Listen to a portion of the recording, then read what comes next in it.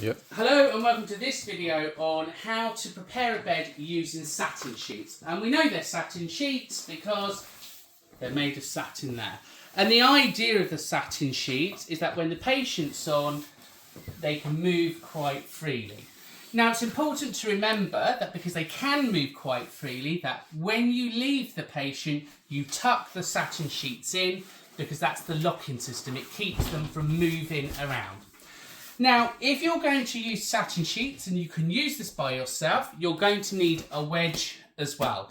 So if you're going to do a one-person manoeuvre with a patient in the bed, make sure you have the wedge, because when we move them, we may want it on the side to act as a barrier to turn them, or again, we may want it at the base of the bed so they can use their feet and they can push themselves up.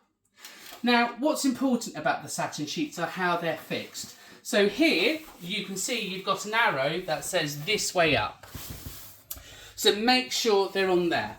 And equally, on the top sheet, you've then got your information on where it's placed. So you can see it should be just from the shoulder down by the feet.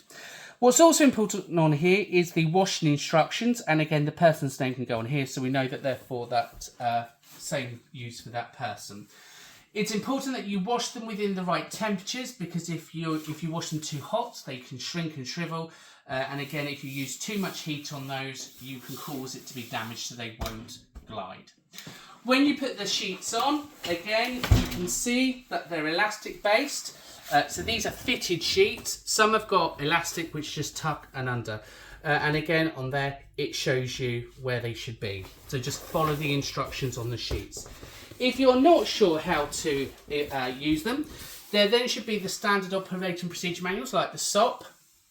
And these little manuals come with the satin sheets, and there is a step-by-step guide on how to fit the base sheet, how to care for them, and then how to turn the patient without the hoist. So we'll show you how to do that. And then we'll look at turning the patient with the hoist as an extended technique with a one-person carer. So we'll show you that next.